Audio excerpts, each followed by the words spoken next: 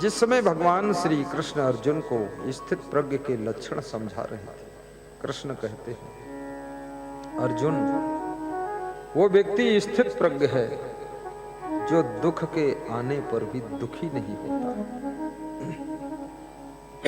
दुख तो भगवान राम के ऊपर भी आए थे, और दुखी होना न होना ये आपके विवेक के ऊपर निर्भर करता है। हार जीत तो सभी नेताओं की होती है,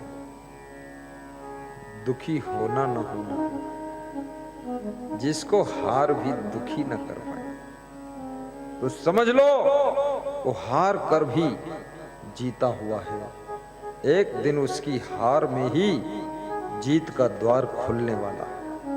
जिसको हार पीड़ा नहीं दे सकती है, जिसके लिए हार भी सफलता का द्वार है, मुस्कुराता है और हार से भी हारता नहीं है और फिर से तैयारी करता है, वो व्यक्ति एक दिन हार को भी जीत में बदल देता है।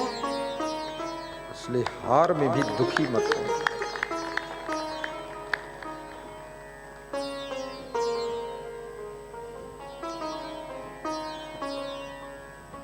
वियोग में भी दुखी मत होना।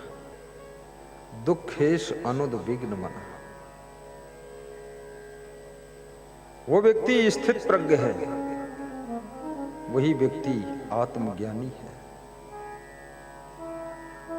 जिसको दुख दुखी नहीं कर पाता है,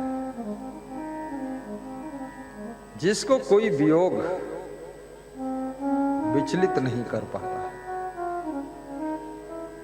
और जिसको कोई पीड़ा दर्द नहीं दे पाती है। भगवान राम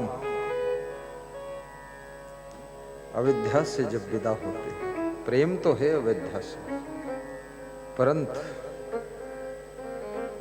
पूज्य पिता श्री महाराजा दशरथ की आज्ञा का पालन, मां की मनोभावना को पूर्ण करने के लिए वनवास में जब उनका पहला पड़ाव निषाद राज के यहां होता, वहां रोते नहीं हैं, शिंसपा नाम के वृक्ष के नीचे पत्तियों को बिछाकर प्रभु विश्राम कर रहे हैं, और प्रभु को बहुत गहरी नींद आ गई है। लक्ष्मण और निषाद राज दोनों पहरेदारी कर रहे हैं। याद रखना, आपके साथ में यदि कोई मूल्यवान व्यक्ति है और यदि वो रात में सो रहा है तो उसकी सुरक्षा में पहरेदारी की आवश्यकता है। सोना चांदी हीरा जवाहरात मोती की सुरक्षा के लिए थोड़ा सोचने की जरूरत है, लेकिन कबाड़ का लोहा और मिट्टी का ढेला, उसकी पहरेदारी की उतना जरूरत नहीं।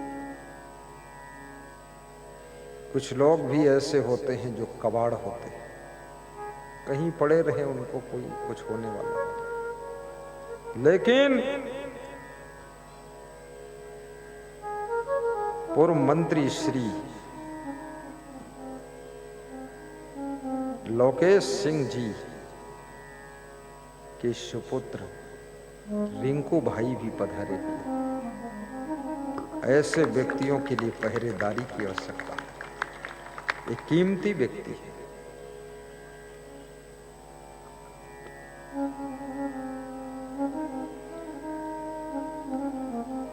आपके पिता पूर्व मंत्री थे, उनका नाम लोकेश सिंह था, आपका नाम श्री वीरेश सिंह है, और प्रेम से लोग रिंकू भैया के नाम से पुकारते हैं। उपनाम रिंकू छोटा नाम है, और प्रेम में लोग छोटा नाम ही बोलते हैं। राम का नाम कितना छोटा, 2 ही शब्द है। ध्यान एकाग्र करो। दुखेश अनुद्विग्न मनः सुखेश विगत अस्पृह। कृष्ण कहते हैं अर्जुन, जो सुख के मिलने पर जितना सुख मिला है उसी में जो खुश है, सेटिस्फाई है। देखिए बहुत बारीक बात है, सुख सबको मिला है लेकिन सुख से भी लोग संतुष्ट नहीं।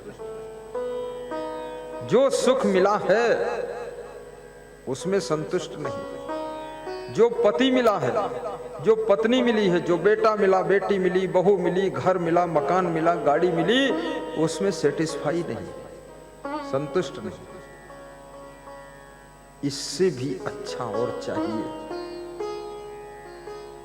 जब ये बात अंदर पैदा हो जाती है तो जो सुख मिला है उस सुख का स्वाद तुम नहीं ले पाते हो, और जो सुख नहीं मिला है उसकी कामना और कल्पना में तुम्हारा मन उसकी दौड़ में लग जाता है। तो वर्तमान का सुख भी तुम्हारे लिए वंचित हो जाता है, और जो काल्पनिक सुख सोच रखा है वो मिले न मिले उसका कोई भरोसा नहीं है। तो दोनों दिन से गए पाड़े, न हलवा रहे न माड़े। जो सुख मिला था इसको भी नहीं भोग पाए, और जिस सुख की कल्पना कर रहे थे वो मिलेगा कि नहीं मिलेगा कुछ पता नहीं। इसलिए जो पत्नी मिली है उसमें खुश रहिए, जो पति मिला है खुश रहिए, और जो घर मिला है उसी में सुंदर रंग लगा करके, थोड़े फूल लगा करके, उसी को डिजाइन करके उसी में खुश रहिए। मैं करीब 34 साल आश्रम में 9 फीट चौड़ा और 13 फीट लंबा कमरा था उसमें रहा, और 6 साल 8 फीट चौड़ा और 9 फीट लंबा में रहा।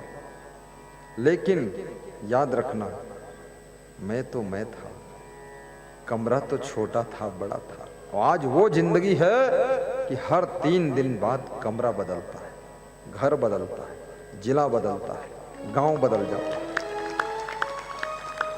कभी छत वाला मिलता है और कभी राजमहल जैसा मिलता है, कभी टीन शेड का मिलता है, कभी टाइल की फर्श है, कभी सीमेंट की है, और कभी खिड़की बड़ी है तो कभी खिड़की छोटी है। लेकिन व्यवस्था एक जैसी कभी नहीं रह सकती है, परंतु आप अपने मन को समझा करके एक जैसा खुश रख सकते हैं। ये स्वतंत्रता आपके हाथ में।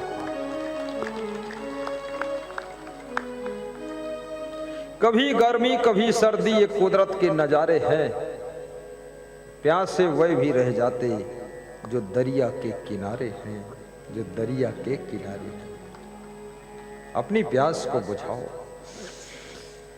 कभी कभी अपने आप से बात किया करो और स्वयं से कहा करो कि जो मिला है ये बहुत है,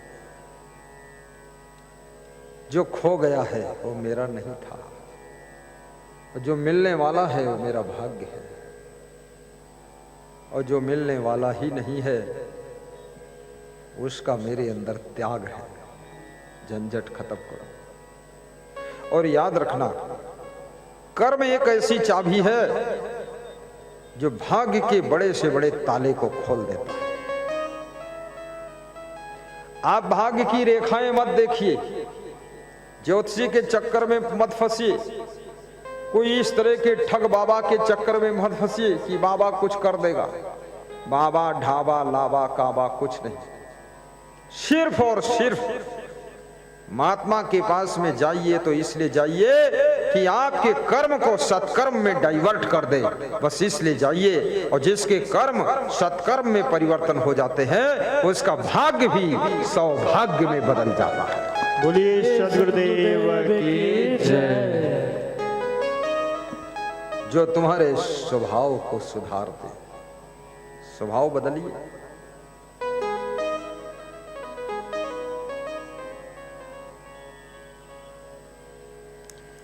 एक स्त्री बहुत दुखी रहती थी, रोती थी, और सबसे यही शिकायत करती थी कि जब हमारे पति जी मिलिट्री में नौकरी करते थे, कभी कभी छुट्टी लेकर आते थे तो मुझको बहुत प्रेम करते थे। अब रिटायर हो गए, अब परमानेंट घर ही में रहते हैं 24 घंटे, अब वो वाला प्रेम नहीं देते, अब कभी कभी डांटते भी। तो दुखी थी इस बात से। लोग प्रेम चाहते हैं, डांट खाना नहीं चाहते। लेकिन याद रखना, गुलाब का फूल चाहते हो तो गुलाब के फूल के पड़ोस में कांटे भी लगे रहते हैं। प्रेम जहां होता है ना, वहां थोड़ा अनुशासन भी होता है। और डांटता व्यक्ति उसी को है जिससे ज्यादा प्रेम होता है। जिससे ऊपर ऊपर प्रेम है उसको डांटता नहीं, वो जानता ये तो पहले से टूटा टूटाया है, थोड़ा सा डांट दोगे तो चकनाचूर हो जाएगा, इसलिए चलने दो, खटर पटर जैसा चल रहा। लेकिन जो मजबूत प्रेम रखता है उसी को डांटा जाता है, समझा? तो आपका पति यदि आपको डांट दे तो समझ लेना मजबूत प्रेम हो चुका है, और कभी न डांटे तो समझ लो चकनाचूर वाला।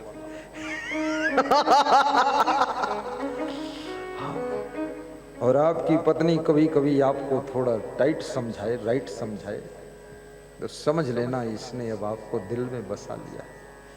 और आपकी पत्नी कभी कभी कहे ये कुर्ता उतारिए, उस रंग का पहनिए, इस रंग का पैजामा पहनिए, और ये टोपी लगाइए, ऐसा ऐसा बोले, तो समझ लेना अब वो भगवान का ध्यान नहीं करती है, वो अब तुम्हारा ही पूरा ध्यान रखती है।